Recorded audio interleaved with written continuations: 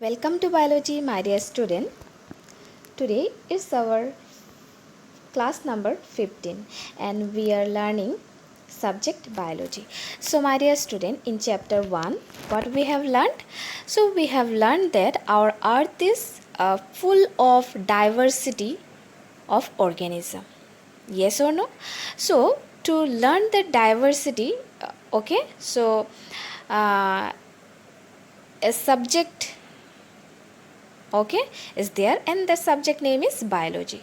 So to learn the different varieties of organism that live on earth, what we have to do? So there we have seen that we have to identify, that we have learned that identification. Then we have seen that after identification we are giving name. So to give name also there are some rules, isn't it? Rules of nomenclature or rules of scientific name we have seen, right? Then we have seen that to make the systematic study of the living organism, we have to classify them. Okay, so a time came in biology that identification of organism was increasing day by day, isn't it? Then a time came that there need of classification. Okay, so my dear student, today we are going to start a new chapter, chapter 2, biological classification. So my dear student, biological classification. So biological classification, what does it mean? That we are going to study about how the living world is classified. And why this is classified? Because we want to know about each and every organism that are surrounding us or that are living on the earth. Okay, my dear student. So today we are going to start a new chapter, chapter 2, biological classification. So in this chapter we will learn about number 1, 5 kingdom system of classification. Then we will learn about kingdom Monera. Then we will learn about kingdom Protista. Then we will learn about kingdom Fungi. Then we will learn about virus, virode and lichen. So my dear student, chapter 2, biological classification, it covers all this main topic. Okay.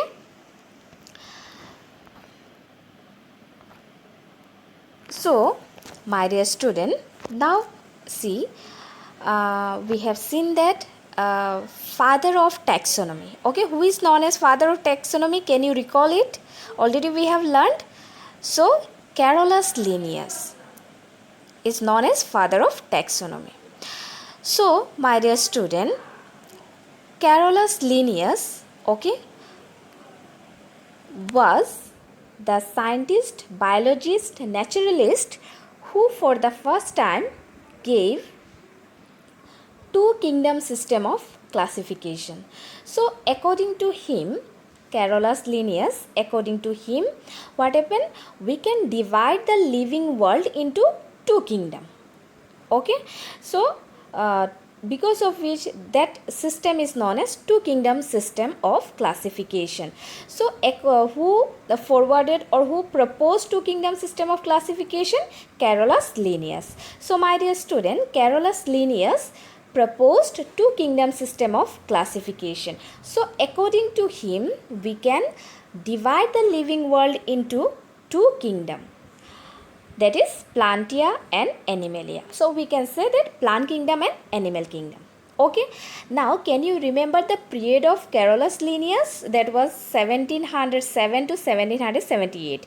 So somehow in this two kingdom system of classification was proposed in 1735, around this. Okay, so at that time people believed that our living kingdom is divided into two kingdom. Okay, so the living world is divided into two kingdom. Okay, one is plant kingdom and another is animal kingdom, that is Plantia, plant kingdom, Animalia, animal kingdom. Okay, so till today whenever you are asked that our living world is divided into how many kingdom, you automatically in your mind it comes that plant kingdom and animal kingdom, isn't it? So this system was forwarded by Carolus Linnaeus and in around 1735.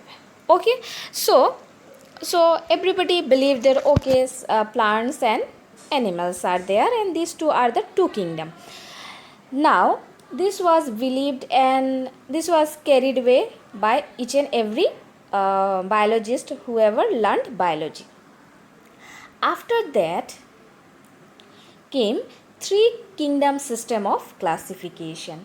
So Ernest Haeckel in 1886 proposed three kingdom system of classification.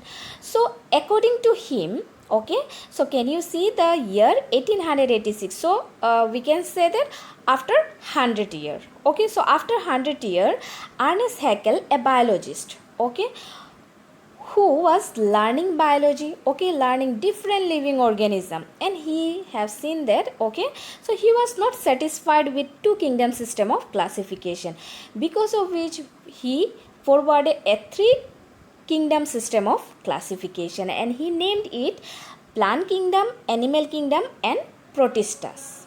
Okay, so what happened, he have seen that animals and plants, okay, so in between this animal and plants some organism are showing animal character as well as plant character, okay, so he thought that this kind of characters bearing organism cannot be kept in plant kingdom or animal kingdom, okay, so to be member of plant kingdom you should have this character, okay, but along with that okay, some organism are showing that they can show some characters of plants as well as animals. Now they were not, imagine that they were not allowed to enter the plant kingdom because you are not showing exact character of ours, okay, so they were not allowed in plant kingdom, and when they went to the animal kingdom there also they were not allowed to enter. So now what they thought that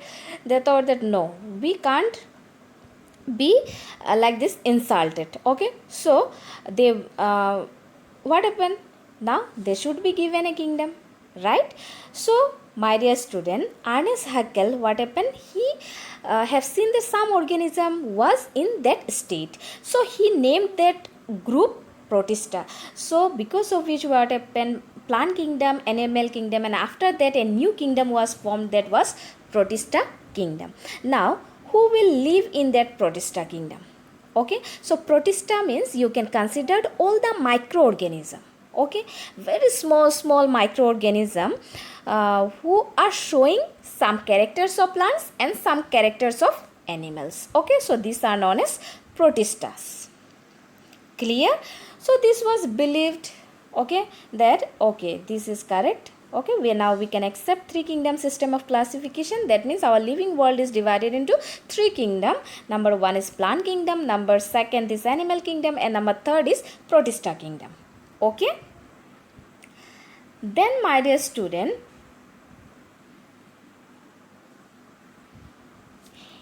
H.F.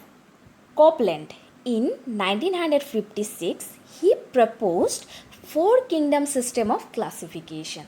Now can you see 1956, okay, so after many years what happened, people were believing till now then that okay, three kingdom system of classification we can follow, but after that what happened, Copeland, he was also a biologist, okay, so he learned biology very carefully and he tried to classify them in four kingdom.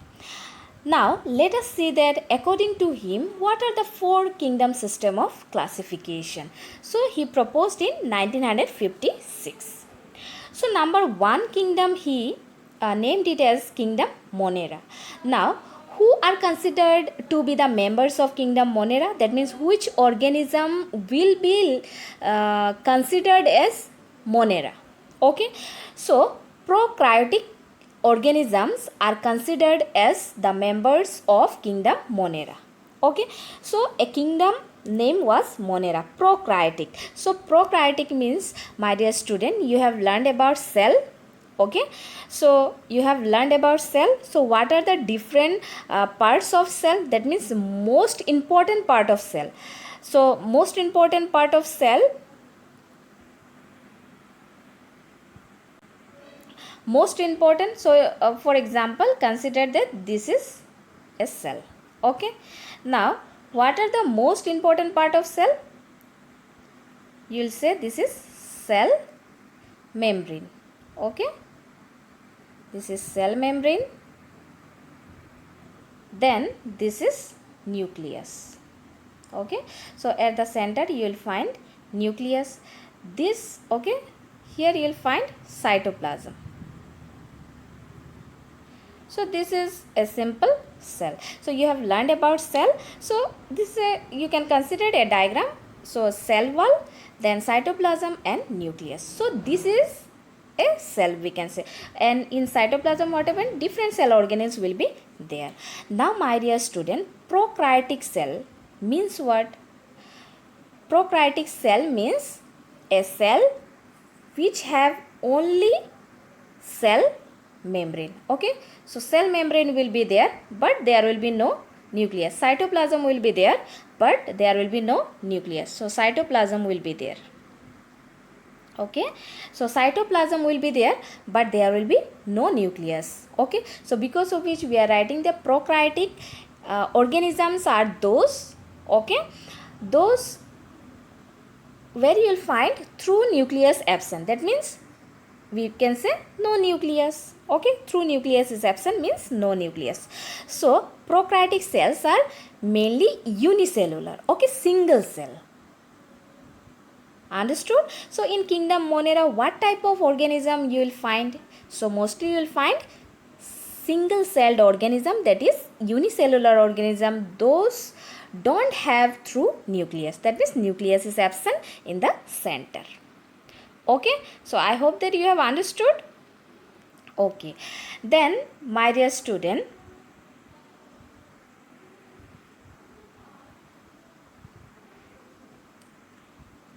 number second kingdom according to Copeland is kingdom Protista. So who are the members of kingdom Protista? Eukaryotic organism. That means organism those who have true nucleus. That means a complete definite nucleus will be at the center of the cell. Okay, and Protista, these are also unicellular provided they have true nucleus at the center of the cell. Okay, then number third kingdom he named Metaphyta. Okay, so kingdom Metaphyta. So who will be the members of kingdom Metaphyta? So Metaphyta, here in this kingdom you will find organism having the following character. That means they will be multicellular. Okay, then cell wall will be present, chlorophyll will be present, and they will be green plants. So ultimately we can say Metaphyta means what? Plant kingdom. Okay, but he named it as a Metaphyta kingdom. So Metaphyta kingdom, what are the different characters? They will be multicellular. That means more than one cell will be present in that organism body. Then the cell will have cell wall. Okay, then chlorophyll will be present. Ultimately we can say they are green plants. Okay, then number 4 kingdom, they named it as a Metazoa. Okay, so from here itself, from the term itself you can identify. Okay, so phyta means what? Plant. So this thing you just note it down, phyta. Okay, so you can note down phyta. So phyta we can say plant. Understood? So phyta means plants. Zoa means what? Animals. You can note down. Okay, so zoa means animals. So wherever you will find phyta term, you automatically in your mind it should strike that this, okay, wherever you will find the term phyta, that means they are talking about plants. And wherever you will find the term zoa or zoo, okay, zoo or zoa, that means they are talking about animals. Okay, so my dear student, Metazoa, that means the members will have the characteristics of multicellular animals. That means we can say animal kingdom. So these are the 4 kingdom system of classification according to Copeland. And 1956 this thing was in this way it was believed. Okay. So my dear student, today we have learned that first 2 kingdom system of classification. 2 kingdom system of classification is forwarded by Carolus Linnaeus. Okay, what are the 2 kingdom? Plant kingdom and animal kingdom. Then next we have learned 3 kingdom system of classification forwarded by Ernest Haeckel. Okay, according to him, plant kingdom, animal kingdom and protista kingdom. Okay, then we have learned 4 kingdom system of classification forwarded by H.F. Copeland. Okay, according to him, kingdom Monera, kingdom Protista, kingdom Metaphyta and kingdom Metazoa. So my dear student, next class we will learn about another very important system of classification, and till then today let's end here. Thank you and have a great day.